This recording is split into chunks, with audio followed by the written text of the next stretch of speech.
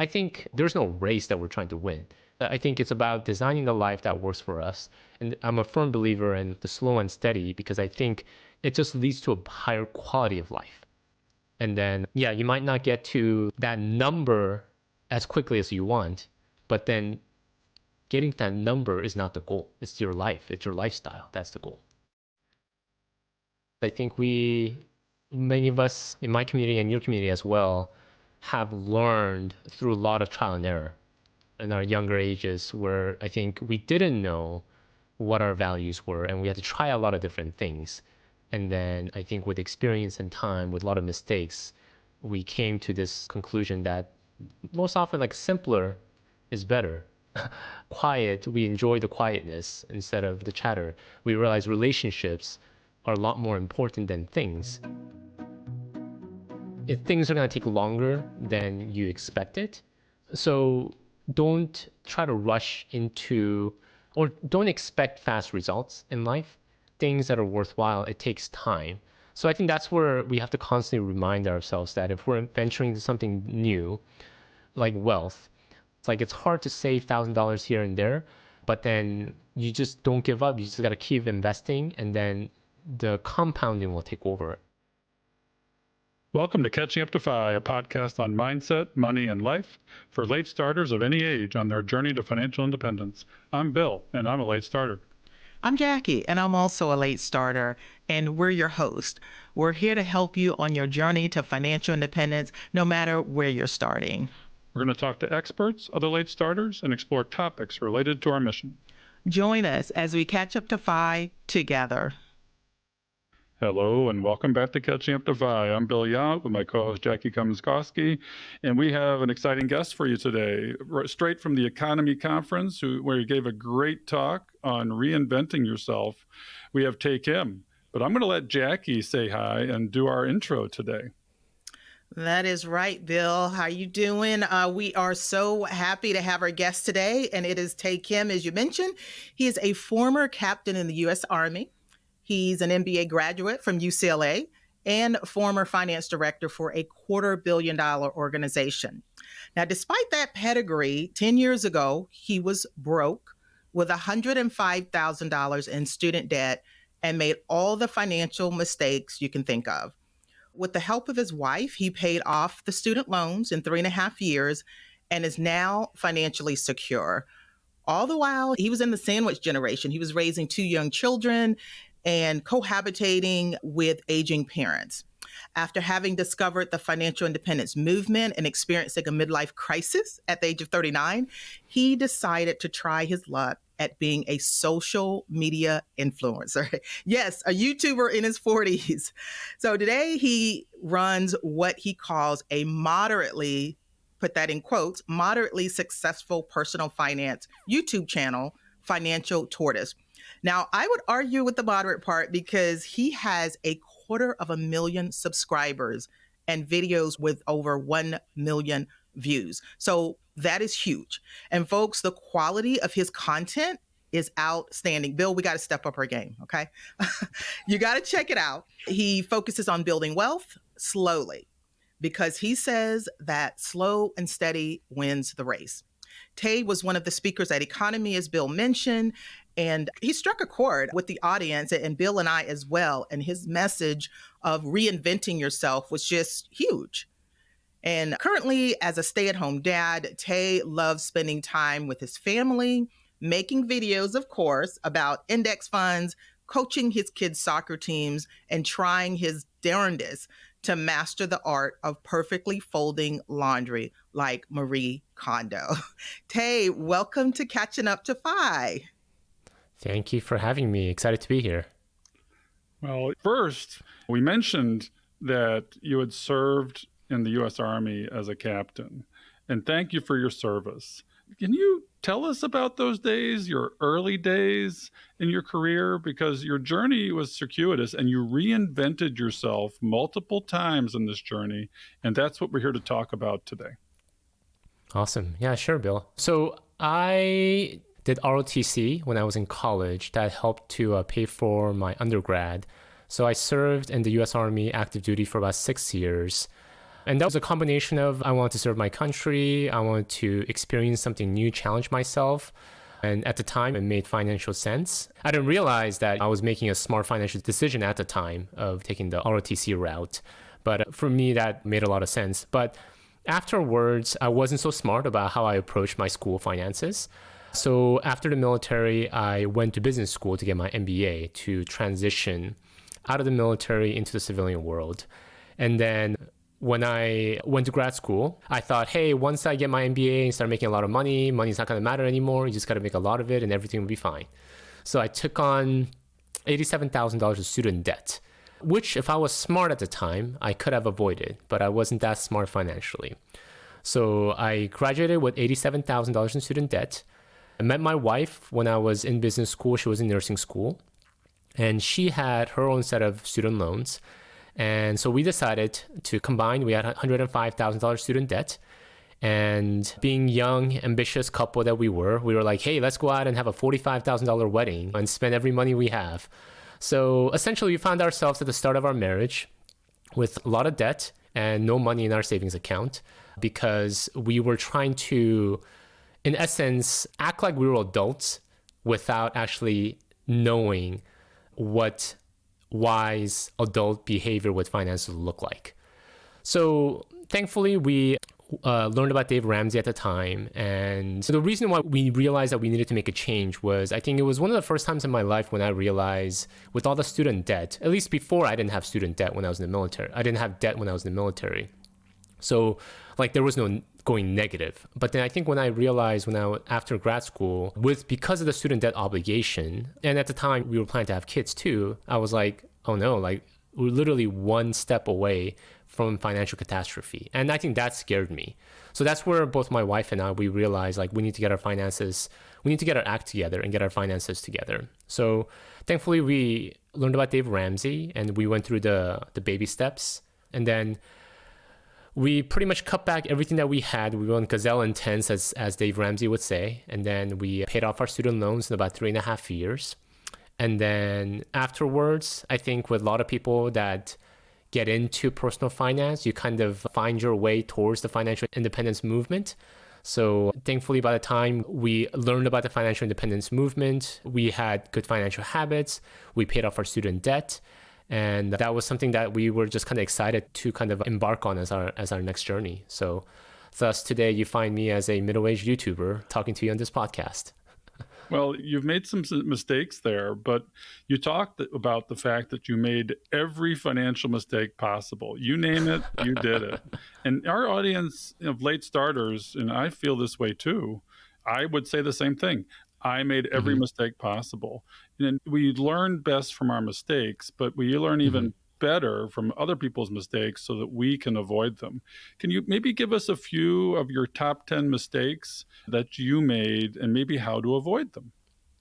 Yeah. I mean, 10 is not enough, but I will try to narrow it down. So I think one of the first ones I remember was credit card debt. So this was in college. I fell into the whole like, hey, here's a free t-shirt. Like you're walking by the booth and then they're like, hey, here's a free t-shirt. You just sign up for a credit card. What's wrong with the credit card? And up until that point, I never really knew about credit card management. So I got into credit card debt when I was in college. I didn't learn my lesson there. When I was in my early 20s, I needed some furniture. So I went to a furniture store and they were like, hey, have you heard of rent-to-own furniture? You can get all this furniture today. You don't have to pay for it today. And then we'll put you on a payment plan, which I didn't even know what that meant at the time. So I got rent-to-own furniture. And with a bunch of furniture, I needed a big house, big place. So I over-rented an apartment, like a 2-bedroom apartment when I was just single 23-year-old because I wanted to act like an adult. I invested in actively managed funds because I didn't know anything about investing. And someone told me I need to go talk to a financial advisor. I bought a brand new car when I was 24 years old because it's got to go along with my furniture and my apartment. And then, as I mentioned earlier, I got student debt, way overspent on my wedding. I was late to investing in my 401k. And then probably more, I think, in my 30s, even though we were getting our finances in order, another big money mistake I made was overspending on kids because I think I was deadly afraid of, I guess, feeling like I was not a good parent. And I think I overcompensated by like spending on like the most expensive stroller there was, the most expensive like I don't know. Even I think I remember with the crib too. I remember, oh, we got to get this like double-sided satin fabric made with like cocoons imported from China in order to make sure the baby sleeps well. I mean, I think now I'm look at it, I'm like, oh, I don't even know what that did. But so I don't know if that was 10, but that was a lot. Oh gosh. And I Yeah. think I resonate with at least half of those. What about you, Bill? Oh my God. We had twins, so it was double. We double dipped on that one. And kids are a consumption problem. And they don't need much. And we don't realize that. They're happy with time, your most precious resource. And they like the boxes at Christmas better than the gifts. Right. Climate. Exactly. Yeah. They like time in boxes. Yeah, they make trains out of them. And we had one dinner where we just put tin foil on our heads. And you can make fun and memories out of next to nothing and free things. And we did the lavish Christmases. We had the lavish birthdays, and they provide good memories, but the value or the return on value there, or the return on investment, is asymptotic. It diminishes quite rapidly. Yeah. So I completely resonate with that item. And all your other mistakes, well, been there, done that. And I didn't realize that you had made all the classic ones on the big rocks. Hey, and Tae, I got a question for you. So in your timeline, at what point did you get married and have the kids? Like what age or? Yeah. So you got your MBA. Were you married at the time that you got your MBA? So I got married right after I graduated. So we timed it where once I went straight from graduation to literally 3 weeks later, we had our wedding. Okay. So it was perfect timing. I had no money. I had a bunch of student debt, and I was like, let's just spend more. Yeah. Did you put your wedding on a credit card? I mean, thankfully, I had some savings. So I think we went through both of our savings account. We pretty much spent everything. And that was the most terrifying thing, I think. Afterwards, we're like, oh no, like we have a bunch of student debt and we have no money in our savings account. And if one of us lost our jobs, we have to make some significant changes. Yeah, were you in the high income, domain right out of an MBA school? Did you end up being able to lifestyle inflate because boom, you went from student debt, negative net worth to probably a significant six-figure income? Yeah, so thankfully, I think that was also the time when we started realizing we need to make some financial changes. So I think we actually went the other way. We deflated our lifestyle, saying, okay, like this high income, this good income is something that we can leverage towards paying our debt sooner, only if we can control the expense side. The reason I made a lot of these money mistakes was because I felt very insecure about money. And because I never really learned about what real wealth meant growing up. So like my parents, we immigrated from Korea when I was 9. And both my parents were blue collar workers. And for them, their image of wealth was the family who drove up in a BMW and then were living in this nice house. You see all these things on surface, but we didn't know what was underneath. And they didn't understand that either. So for me, I think that most of my 20s was trying to overcompensate for this insecurity. Like I need to like show success. And then how do you show success is by buying a brand new car, by having a nice apartment with rented furniture. So when we realized we were on the brink of financial catastrophe, that's when we were like, okay, none of that matters. Let's throw all of that out the window. Like, I'm going to start packing my lunch.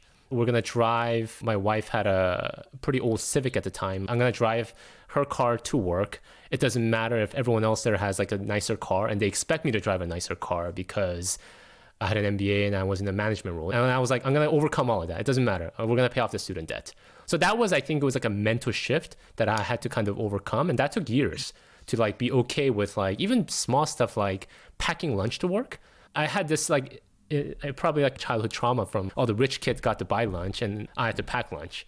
And then going to work as a grown man, I'm like, I can't pack lunch. I have to look successful. I have to go out and eat lunch. And then for me to come to a point and be like, no, I'm going to pack lunch and I'm going to be okay with it. To a point of like, no, like if you're wasting money on lunch, eating out, you're stupid now.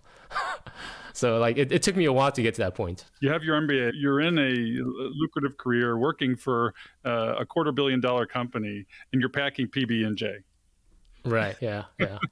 I mean, that takes quite a mind shift, right? To be able Yeah. to do that using your own measuring stick and not worrying. And then, Bill, when we had the breakout in economy, remember we were asking the question about what benefits you have as being older. And one of the ones that stuck with me was the fact that you don't care much about what anybody else thinks. And that is powerful. Right. Because when you were young, you've got peer pressure and stuff like that. So that made a difference, Tay, that you were willing to bring your lunch and didn't care what anybody else thought. You were on a mission to take care of your own life. Yeah. Yeah. And I think it took a while to just kind of, and I live in Orange County, California, which is a very high cost of living area. And it's, if you watch shows like Sunset, what's the Netflix show? The real estate, the Sunset. The Shaws of Sunset? Something like, it's like a real estate reality show where they show these like $1 million listings and everyone's driving around. We've seen some version of a show like that. Right, right, yeah, yeah. So, I mean, there's a lot of that here in Orange County. And then to counter saying like, okay, it's okay, I like to not care about what other people think. And I think it just takes a lot of unearthing just a lot of these mental assumptions that you had in your mind. And then like to your point, like as you get older, hopefully we're able to kind of unshed that and then realize like what is important to me, what are my values. And then, you know, how you spend your money is a reflection of your values. So I think it took a while getting there. For us, it took a bit of a shock treatment to get to that point, but thankfully we were able to come to that realization. Well, you actually realized it early in life compared to me. I lived paycheck to paycheck for a long time, and we were baseline saving in the single digits, but we weren't doing what we could with really, you know, an income and a half that were significant. But what happened to us more than just peer pressure was deprivation. And you went through that too in the military and as a student, but woke up with the student loans. A lot of physicians don't even wake up then. They still go after the big house, the big cars, the lifestyle inflation, and the student debt. They just sort of say, well, I'll take 20, 30 years to pay it off and be beholden to debt that's just shackles and keeps you from really launching your financial life. And you found Dave Ramsey early, which it seems like a lot of people and late starters, that's a story we hear over and over again, because he does a lot of great things with debt management and debt payoff. One of the things you talk about in a video I saw of yours was good debt. Is there really good debt? What are your thoughts on that? Yeah, yeah. So debt is a very interesting concept, right? So I learned a lot of that from Dave Ramsey because I think it was one of the first times I heard debt painted in that way, because I went to business school and then we took classes about debt in a positive way, like about corporate debt, how to structure debt, how to leverage debt to amplify your investments or amplify your impact. So I was kind of used to that framework. I'm like, oh, you can, if you use debt in the right way, you can supercharge your path to wealth. And then even in the corporate world, companies they constantly use debt to reinvest back into the company and then grow themselves. But debt, I think we forget the psychological effect of it. If we're all rational beings, yeah, we can use the low interest rate debt to invest it into something that's going to provide higher interest returns. But none of us think that way logically. Like, we're all emotional beings. So we get this big chunk of money and we're like, oh, like I can afford stuff now. I can buy stuff. And then we level up our lifestyle. That happened to me. Like, I took student loans and I was like, oh, I can now go on that trip to Argentina. But it's borrowed money. I mean, if I think about it logically, I should have been like, that makes no sense. But then I wasn't thinking logically. Like, debt had a way of like warping my perspective, thinking, oh, and we all justify it. Like at the time in my business school, I was like, okay, you borrow this money, it's okay, you invest it in yourself. That's the words that we use. I'm investing it in myself. And then later on, when I make a lot of money, I'll pay it back. And then I think for me, when I started paying back the student loan, and we were paying like $3,000 to $4,000 per month into the student loans, and this is like real money that we've earned, and now we have to pay it back because of my dumb mistakes I made in the past. And that's where I was like, oh, we're never going back to this situation again. So I think we forget the psychological component of what debt does to us. It just warps our perspective of what is possible, and then we can't help ourselves, but we're like, oh, you got money, let's spend it. Yeah, because we have these debates. You get this question all the time in different forums and groups. Should I pay off the debt or should I invest? Should I pay off my mortgage or should I invest? And it's people will come back with what they think. And usually the big missing part is the psychological part of that. It's like if Yeah. it makes you sleep good at night to pay your mortgage off, even if the interest rate is 2%, then it's probably worth the trade-off for you. Right. But Yeah. if that doesn't bother you and the math matters, so yeah, it's a powerful thing. Hey, Catching Up to Fi audience. This is Bill Young telling you that we have some great sponsors here on our show these days. Jeremy Schneider, who's been on the show and is the founder of Personal Finance Club, has created a couple of great courses that he is giving to our audience at a $30 discount. Click on the link in the show notes to get this deal, and you can have the course, How to Money Like a Millionaire, which normally is $99, but you can get it for $69 using the code CUTOFI if you click on the link in our show notes. The other course that he does is called Build Wealth by Investing in Index Funds. And again, this course is only $99 normally, and it's such a great value already, but you can get $30 off and pay $69 for this course as well. Now, why not take them both? Buy his Ultimate Personal Finance Bundle, which again is normally $149, but you get $30 off the bundle if you use the code CUTOFI. Go to the show notes and find the link for these courses and get started on your personal finance journey. So you guys are waking up, you're making these big changes, and you are on the right trajectory. So when do the kids come? Do the kids come after you make this revelation or before? I think in the process of, so we had our first child, I think in the middle of our debt payoff. And then we also paid off I think our daughter came after we paid off our student loan. So it kind of all happened at the same time. So that's the reason I probably made all those money mistakes regarding with overbuying stuff for our child, because I was still kind of learning. I was like, I think I was better at like, okay, don't spend on myself. But then this insecurity of like, well, I can't neglect my child. So then I was like overspending on my child, So a lot of it is just kind of, I think, learning as we go. And of course, for us, like our son got like the super nice stroller, and then when our daughter came, I was like, oh, she doesn't need a stroller. Right. The second child, the syndrome. Yeah, and that crib cocoon that you ordered from China. Yeah, okay, I got you. You can use that. You can still use that. I'll just flip it around. It's fine. Yeah. She doesn't need new stuff. So you developed a lot of frugal habits. Did they carry forward into your higher income years, where what happens to a lot of the FI community is it's painful to spend money? And they're trying to strike a balance between lifestyle and frugal versus cheap. How did that work out for you? Yeah, so thankfully, I mean, I think frugality, cheap, I think a lot of it really just comes down to, it's like self-awareness and value. And I think it's not about just not spending on anything, but money is just a tool to help us design the life that works for us, that's important to us. So I think and then it's an evolving thing because we change as people. So I think for my wife and I, that was always the question that we constantly try to ask ourselves, like at this stage in our life, what is most important to us? And then how do we use the resources that we have? Because when you're pursuing the FI community, thankfully you have resources, you have money that you saved up. And then resources that we have in order to invest into the lifestyle that we want to. But then the flip side is then we have to be ruthless about like cutting back on everything else. So Ramit Sethi has this famous quote, like, spend lavishly on the things that you love and ruthlessly cut back on things that you don't. So I think you just constantly find that balance in the different stages of our life. But like a lot of it is part of self-discovery too, because when I was younger, I thought cars were important to me. But then later on, I realized, at this stage of my life, as long as it's safe, it really does not matter at all. But then you have to kind of come to that conclusion and be like, okay, then why are we spending money on a car? We shouldn't. Like that should be something we cut back on. But what is important to us?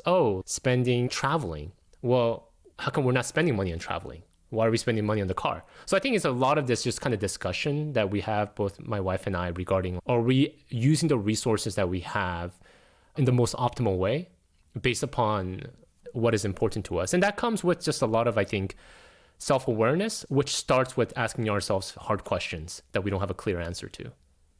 Yeah, you mentioned math and emotion and the discipline that it takes to stick to the math because of our fight or flight or survival mindsets and our brainstem, I find really hard. I'll find Yeah. myself slipping back out of the math. And so I focus on the emotional side. For example, we paid off our house.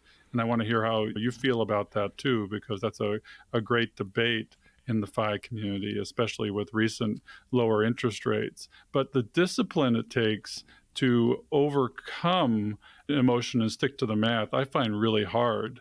And I'll slip into buying lattes. And also, Hmm. all of a sudden, I'm buying them every day. And then, if you look at it from a macro standpoint, and $5 one day isn't a big deal, but $5 over every day for a year is $1,800, $2,000, which is part of a vacation. And I Hmm. never thought of anything that way in our subscription-based lifestyle. I never thought of anything as what does it cost per year? That's a lot of questions, but I like your Yeah. comments on what I've just said. Yeah, yeah. So I think again, like it comes back down to I think the value that I'm getting. So then, like with the latte, it's a good question. Like my wife is a big coffee drinker, and then she loves going to these like boutique coffee shops and trying out different coffees. Like to be honest, like black coffee tastes the same from one place to the other.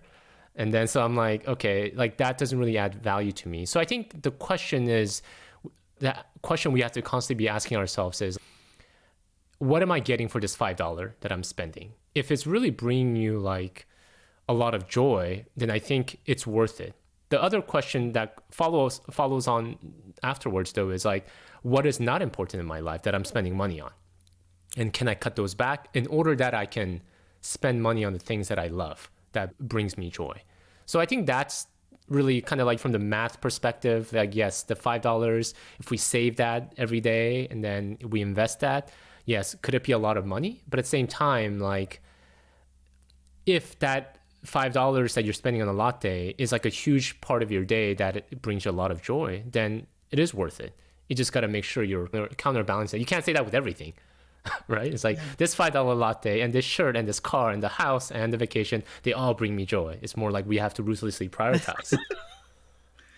If you could see Yeah. the video, Yeah. I've got my hands in the air and a shocked look on my face because we did that. And I think a lot of Mm. late starters do that.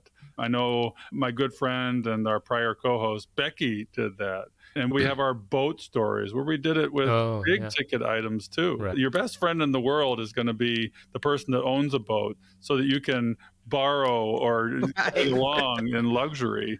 You talk about renting what you think you might want so that you can figure that out before you take Right. that leap into a fixed cost that shackles you to that thing. Hmm. Hmm. Yeah, and Bill, I think with the mortgage, you and I are exact opposites. So you and your wife are still both working. You paid your house off. I retired and I'm not paying off my house. But it just is what works for you. I have a low interest Yeah. rate. It doesn't bother me. When I think of it long term, I'm like, well, geez, inflation is 8% and I'm paying less than half of that in interest on my mortgage. Why would I pay it off? But again, that's just me. And just that psychological part, it's like, how do you think and how do you feel? So, yeah, we're exact opposites on that front, but that's okay. That's okay. Well, I look at it Um, in one way as a disability policy. I live in a very dangerous world of ER medicine, and you're only as good as your last mistake. There is no allegiance to the physicians. There's no team anymore in medicine. Medicine's been, in my very pessimistic way, destroyed by venture capital. And these are very maybe controversial commentaries, and I'm sure people that are consuming healthcare don't want to hear this. But paying off the mortgage, if I lose my job, we don't have that payment. And it really Hmm. feels good to be the case. And when you confront a major health issue and your spouse, if you're used to a two income lifestyle, has to take off months at a time, you've got to have the buffer in there. If you're living on half your income, that's a disability policy because you can afford, if you're covering your base expenses and maybe a little more, to let that income go so that you can take care of that person. So there's a lot of disability insurance in life that we don't think about that is really sort of a policy, much like a disability policy, that's important. That's the way I look at it. Yeah, I think the main thing is that you've thought through it. Whatever decision you make sure you've spent some time to be thoughtful about it. And Tay, so now that we're listening to all of your mistakes, all of the things that you've learned, it kind of makes sense about some of the content that you're creating on your YouTube channel. Now that gives me just a lot more meat to say, oh gosh, yeah, you've made the mistakes and some of your content kind of is developed probably as a result of that. So I'm just thinking, so a 40 something influencer, the odds seem to be against you. So how on earth did your YouTube channel become such a big hit? Yeah, I'm still asking that same question. I think an element of it is people are looking for authenticity online. So I think I try to be as honest as possible on the YouTube channel. I kind of joke around that what you see is what you get. There's no like acting. Only thing I polish up is my hair before I start filming. But other than that, everything that comes out of my mouth is pretty much based on my personal experience, things that I've learned, things that I've realized after making a lot of these mistakes. So I'm hoping that is a huge part of like connecting with people. And I think the other part too is that social media right now is still kind of a young people's game. But I think there wasn't a lot of content when I started that was kind of speaking to like my age group and my demographics, middle-aged professionals. So I think that also helped with just people being able to connect and understand and empathize. What does it mean to be in the grind in the corporate world? What are some of the big questions that we're constantly asking ourselves in our middle age? To your point, like, is it too late for me to reinvent myself? Is it too late for me to try something different? What are some of the things that like we realized throughout our 20s and 30s, and then now that we can apply to our life in our 40s, given that we're kind of at a halfway mark? So those are things that I talk about, and I think it's resonated with people, probably because there's not that many 40-year-old YouTubers. Yeah, you definitely found your niche and there's not a lot of competition. So why YouTube in particular? So you've got Instagram and Facebook, LinkedIn, TikTok. You've got so many different platforms. How did you even choose YouTube as your primary platform? Yeah, so I think in a broader sense, I think in the content creation world, we have like the written content, like blogs, and then blog articles. And then at the other end, you have like TikTok, super short reels. So for me, I liked the long form blog, but then what I saw was that not many people are willing to put themselves on camera to talk about some of these money topics. And I wanted to go deeper than like a TikTok. So like, I made very boring videos talking about how to do a backdoor Roth IRA, literally like walking people step by step. There's a lot of articles about it, but there wasn't many videos regarding how to do a step by step. So I think that's where I saw that as an opportunity. And even like I talk a lot about index funds, and a lot of the stuff I share are really, if you just go to the Fidelity or Vanguard website, you can read it on your own. But then there wasn't many in like a video format, long form video format, where I wanted to walk people through, okay, what is the expense ratio? What does the expense ratio actually mean? What index is it following? How many, like, what is this index? And who's actually managing this index? And then, like, what is the difference between different index funds? Because there are slight nuance difference between the indexes from different companies. So it's like very nerdy stuff that I thought would be, okay. At first, I wasn't sure if people would watch it because I'm like, this is stuff you would read if you go to the Charles Schwab website. But for some reason, people wanted it in a video format. So I just started creating more content around it. Yeah, I'll raise my hand on that one because, Tay, I discovered that I am an auditory and visual learner. Reading does not get it done for me. And so I love the YouTubers. I love podcasts. And I feel like you got a good many of people that is the way they prefer to learn. Right.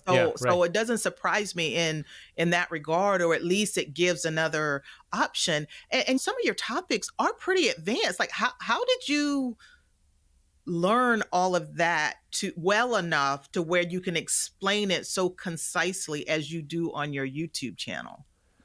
Yeah, I guess, I mean, if I think back now, it's probably stemmed from just like my professional work experience. So before I worked as a finance director, where my job was literally briefing the board members. We had quarterly, meetings where I had to kind of synthesize like $100 million into these like numbers to show like projections. And then, so I think I was just kind of conditioned to take a lot of information and then be able to kind of like put it into short briefs.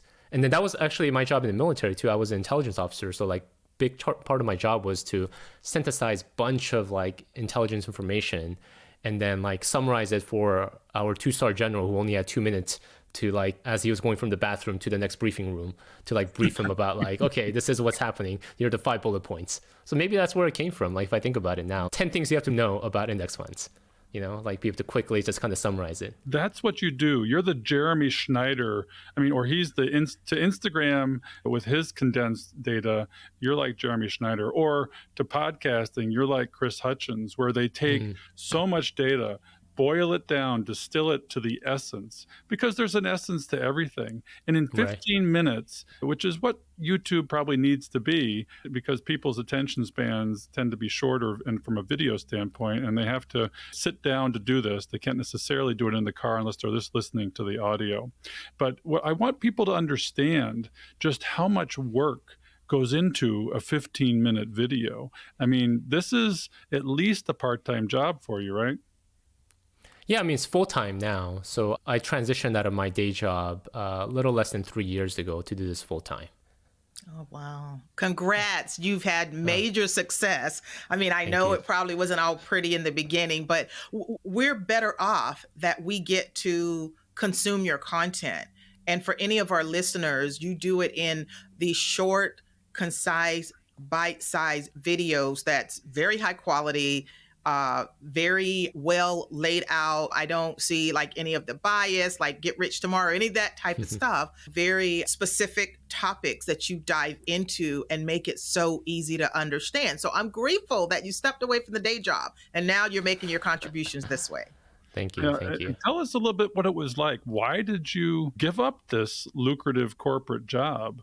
That's a big shift. And it's scary. You became an entrepreneur from being essentially probably a W-2 employee with bonuses. So what led to this decision?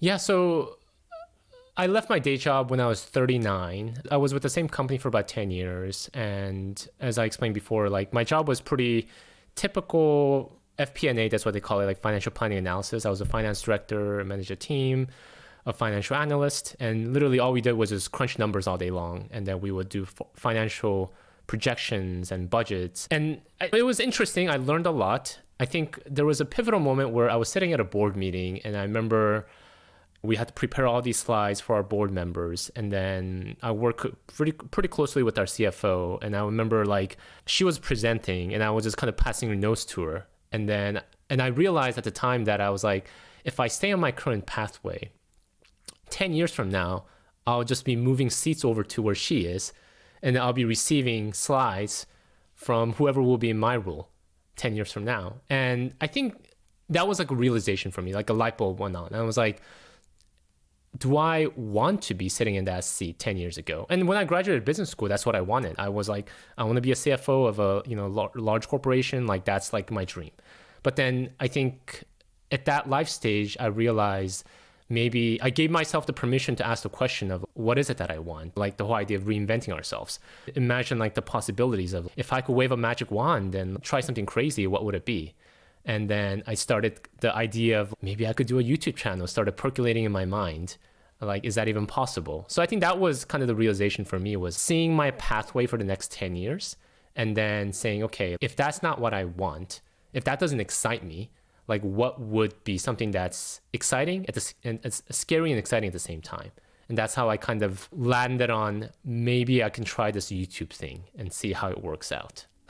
Were you financially independent at the time you made the leap, or did you have a long runway where you could cover this income that you were living well below your means? But to me, I don't have that entrepreneurial mindset. And it's so different to go from the guarantee to the unknown. How was that like for you, and how did you do it?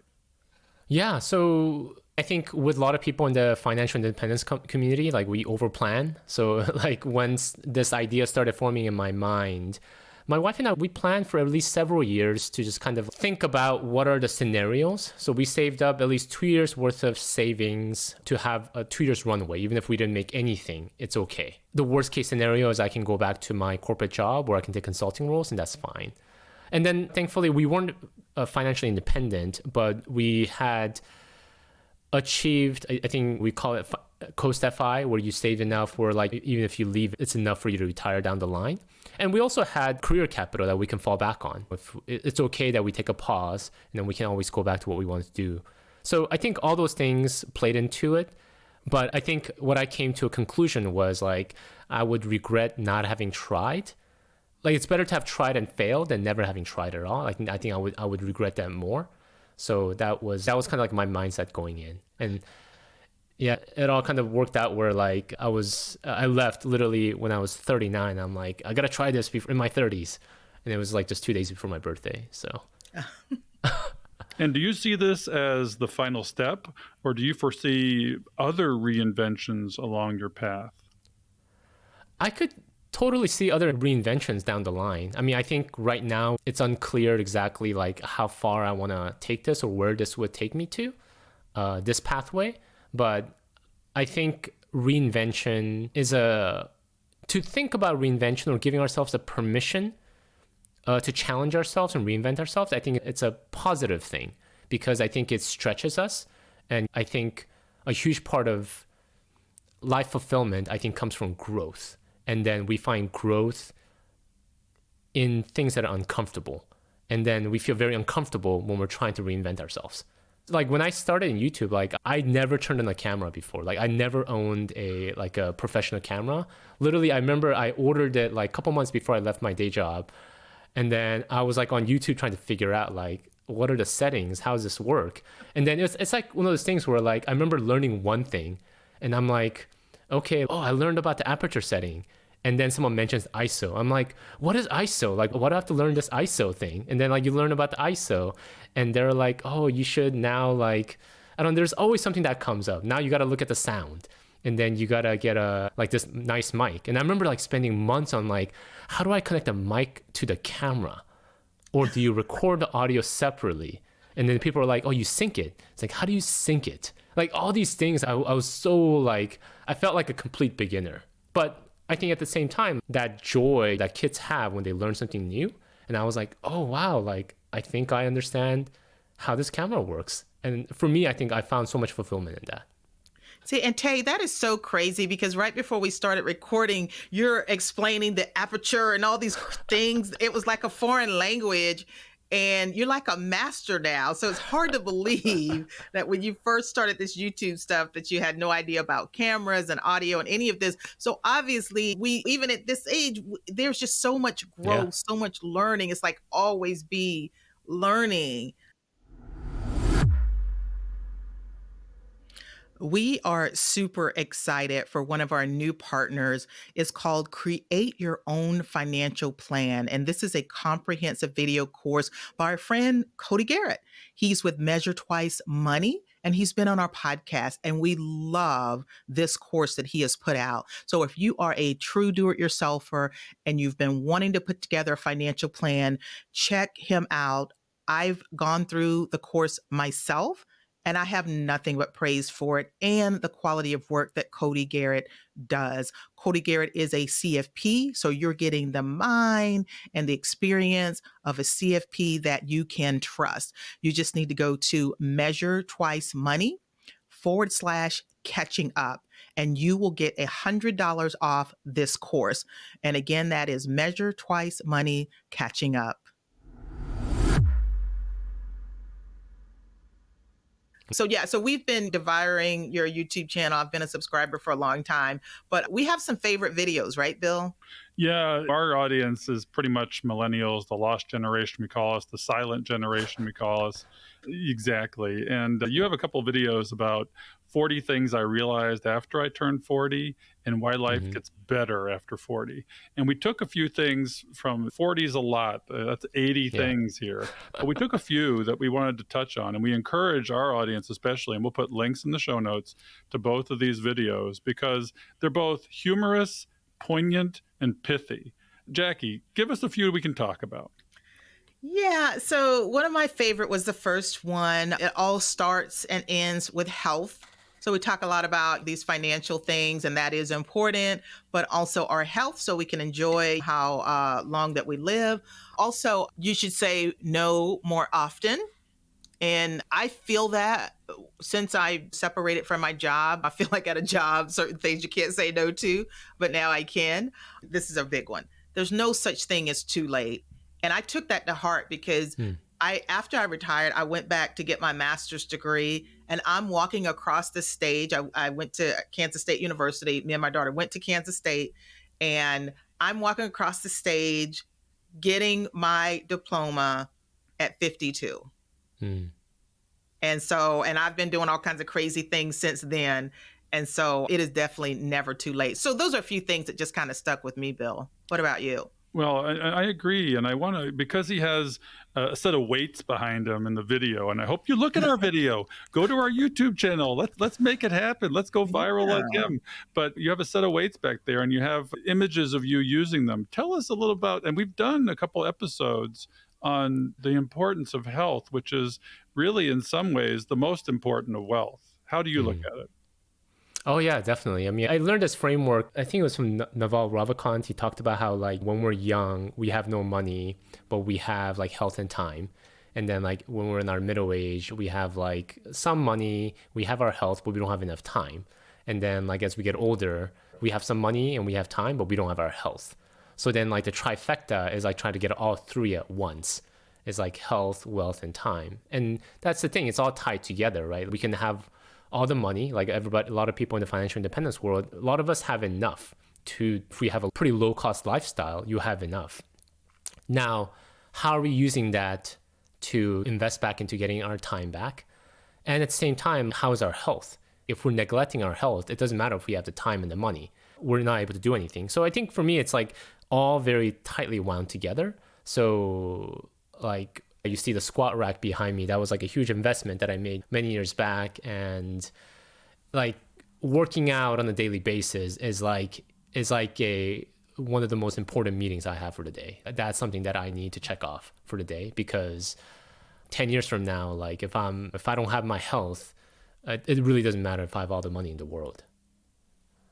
Yeah, I mean, that is critical. And I would encourage folks to go back to our episode with Dr. Bobby, where we take an hour to talk about this stuff and the different components of health and the different things that you can do, maybe even beyond weights, and including mental health and health, which we overlook and forget about, trying to alleviate the stress in our lives. And it's not just financial stress.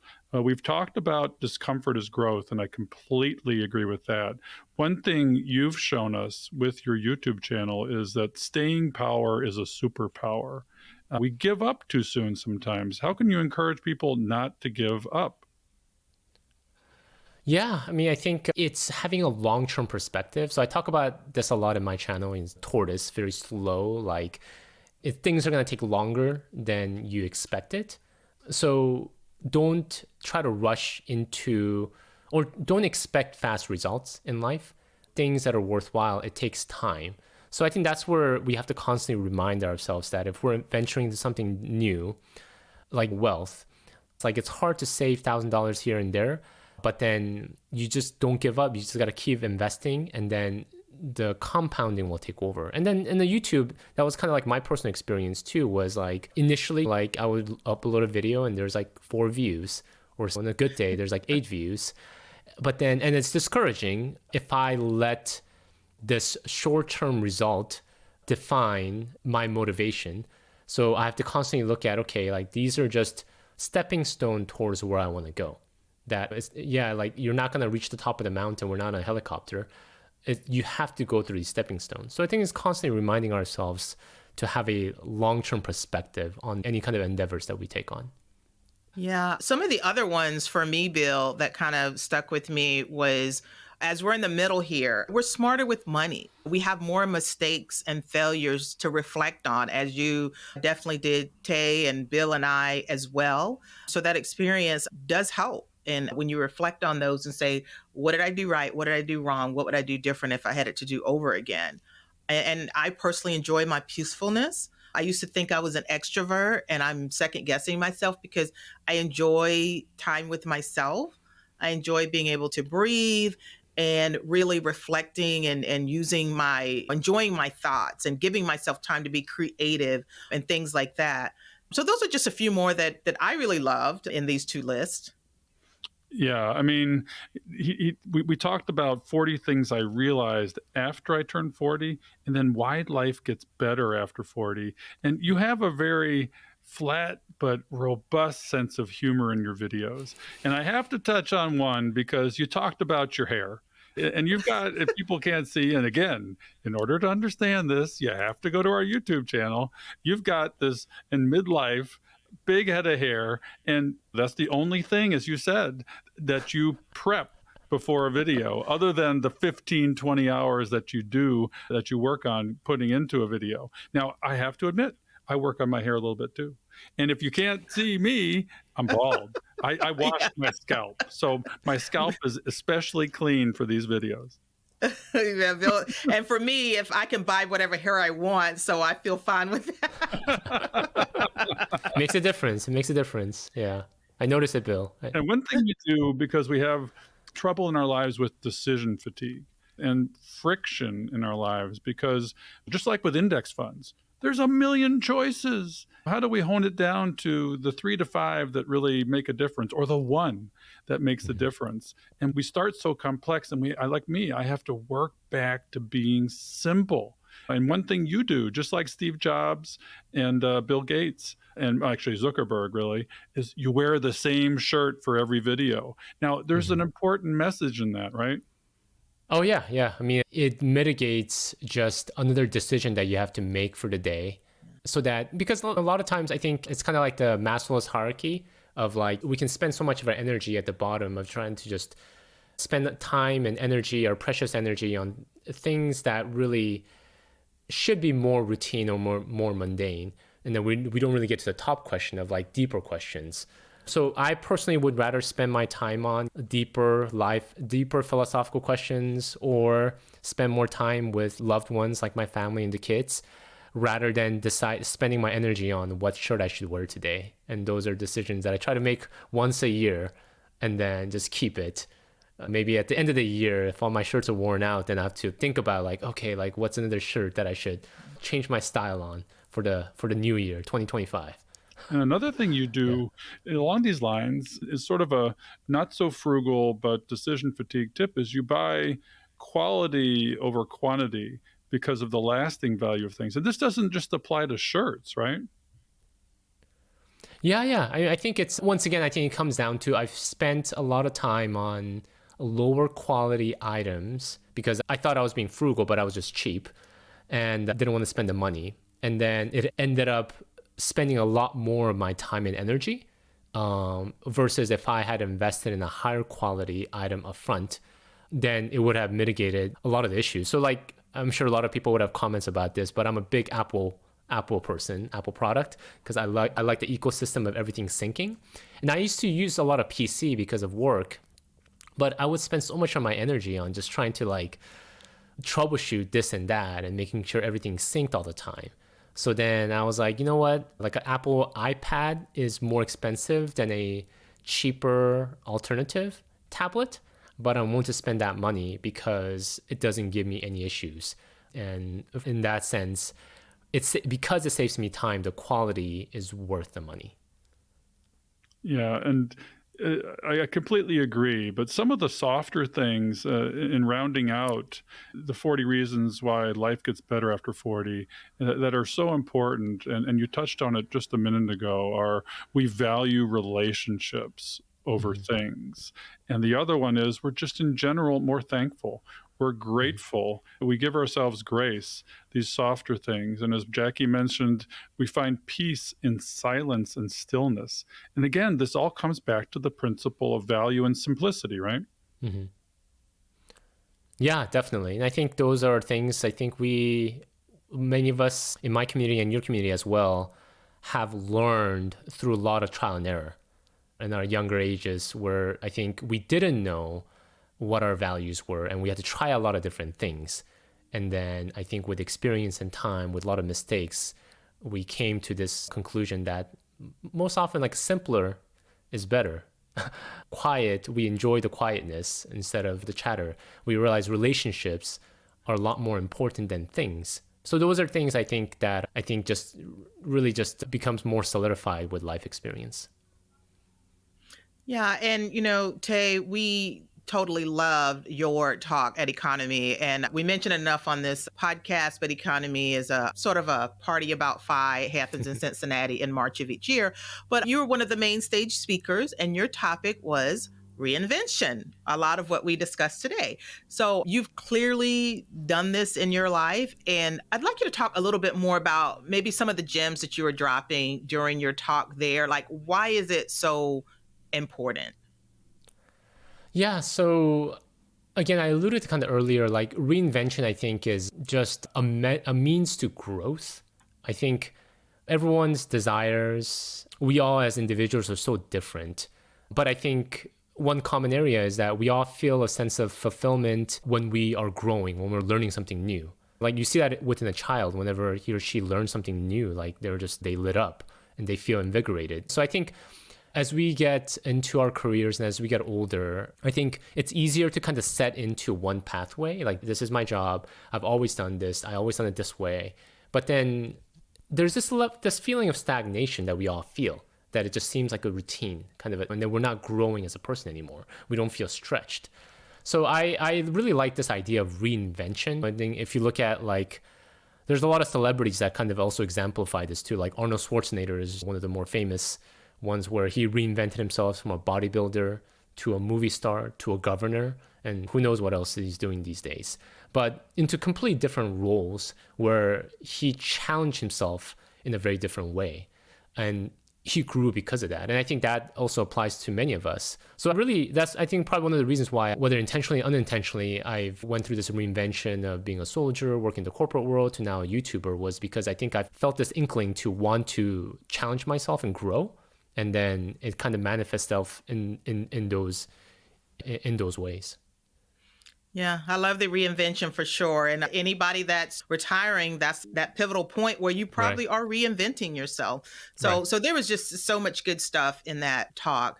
So this is one of my last questions here. So many in our community, we feel like we're kind of like more like the hare versus a tortoise. We're like the hare trying to catch up versus the tortoise, and you're slow and steady. So do you think slow and steady wins the race, which is your motto?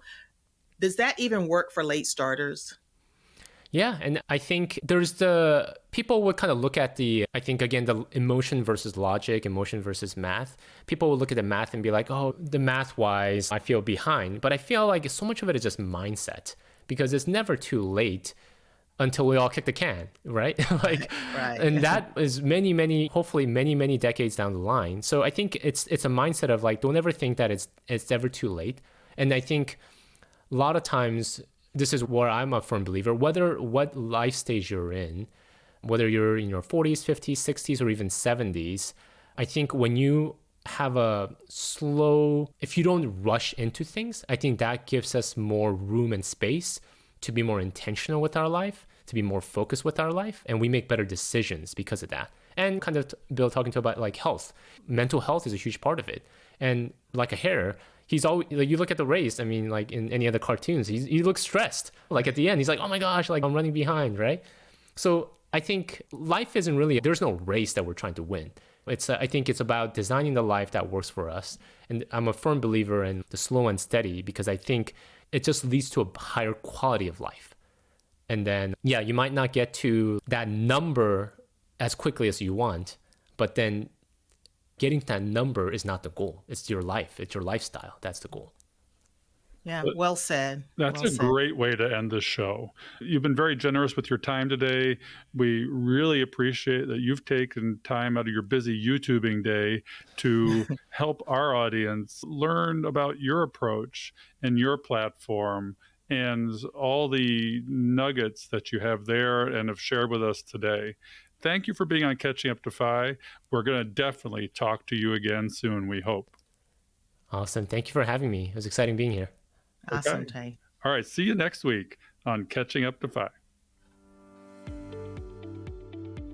So, Bill, as you know, we cannot do this show without our amazing staff and the people that help us put this on. So our social media is Diana Falk, our editor Fritz Bassard, and show notes are done by Sarah von Sternberg. We love them and they keep us going. Yeah, I mean, this show wouldn't have the quality it has without our folks, our peeps.